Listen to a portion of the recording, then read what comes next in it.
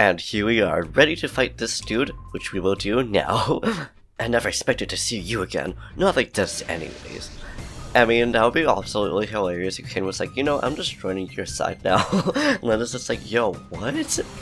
Anyways, hello everybody. I hope you're doing well today. I'm really curious to know if there's going to be any new shadow Pokemon that we're going to be finding in here. Because we do know that from one of the kids, I don't remember which one, if it was Net or not, but he was like, yo, so we got like these shadow Pokemon things, and there's lots of Pokemon that you may or may not have gotten. And this made it interesting, as I do know, at least I remember, I could be wrong about this, that there are at least 2 more that might be introduced here. I could be wrong, but either way, it doesn't matter. So far, this battle is going perfect for us. And also, between episodes, I actually went back, and apparently if you don't catch a shadow Pokemon here from the ciphers that you are refighting, you're still able to refight them. Because as soon as I was exiting back just to like go heal a Pokemon and save and stuff like that, the one with the Delibird actually ended up coming back, and I did actually catch it, which is really nice. And thinking back, it was like, no, that makes a lot of sense. Because it's both Nintendo but also Game Freak, and they do want to make sure that you can still 100%, because I can't actually think of any like Nintendo games or even Pokemon games to boot that you can't actually 100% complete. Not included Pokedex, of course, because there are ones that you do actually need to get like traded in, but other than that, that's all I can really think of. I think it's kind of funny how we're still just a little bit too high level despite this being the post-game, which you think would have a lot more tougher Pokemon to fight, but most of them happen between level 40 to level 60, I would say. Team Snagem forever! I mean, heck yeah, I guess. Good to know that these guys are not giving up. And it's interesting how there's just a bunch of freaking Ultra Balls is on the ground. I thought they were just going to be regular Pokeballs, but nope. Oh, it's a large Snagem machine. It appears to have been destroyed in the explosion, which is exactly why Caine did that. And I find it interesting how Caine also took the smaller Snagem machine, which is on his arm. And hey, speaking of other ciphers, here's the ones for the very beginning of the game that we can also get. That's right, yeah, for starters. What? Caine? It's been a while. Not since Rare Rees in Phoenix City. You quit Team Snagem. There's nothing here for you. Or did you come to see my Bluno? Foo. And by mine, I mean me. The roll mine. Whatever, either or really works. Foo. If that's the case, I'd better not disappoint you. Now, I also find it interesting how, I don't know what it would be like for the other one, because we do get the opportunity to get the fire type as well. And speaking of starters, because last episode we were thinking about it, I really do like the Gen 2 starters as well, because I honestly started off with Bayleaf, but I wouldn't complain getting any of them either. And there, see what I mean by we get to recatch the other starters as well.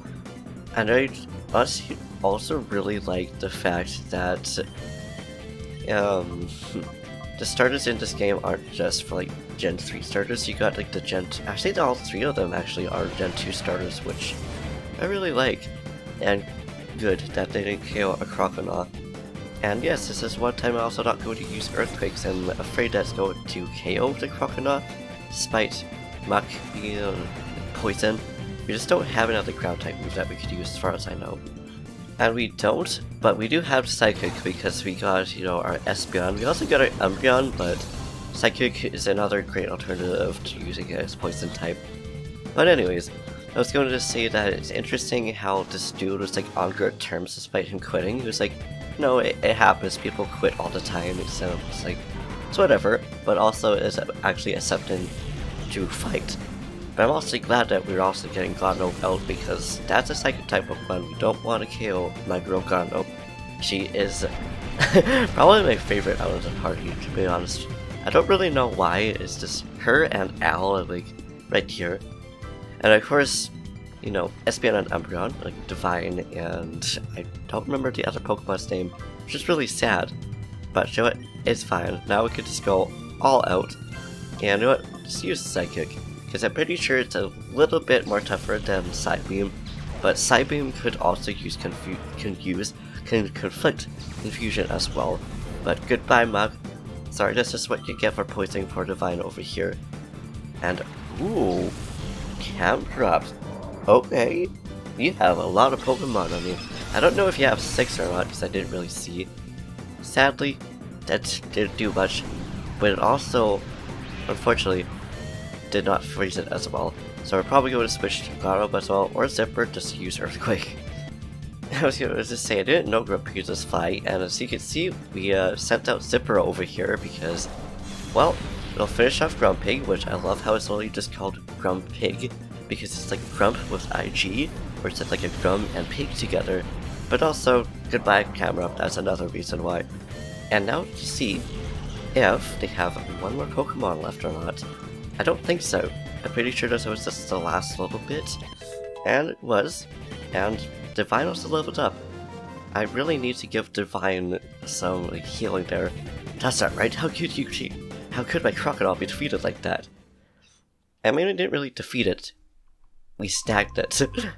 Enjoy stacking by Shadow Pokemon while you can. There is still more Shadow Pokemon for trainers out there. I mean, at least we know that. And oh, we are outside here now, which I'm actually going to heal up just in case there's a battle. Which it looks like we just did a complete loop around. I also completely healed our Pokemon, and I went to the wrong place. I went to actually go over to the first town that we go to, not the station, but where we met Lena, because I wanted to go over to the pre-gem or whatever it's actually called. But we actually got an email, so let's go ahead and read it, and it's from Net. Okay. Hi, it's Net. I analyzed the Shadow Pokemon list again and discovered 6 more. Holy bejeebies, that's a lot. The additions are Ursaring, Skiploom, Quagsire, Tropius, Skagberry, and Sunflora. Look for more updates, and I'm pretty sure those are ones that we have already fought, and probably caught as well, but it's good to know that we could actually do that.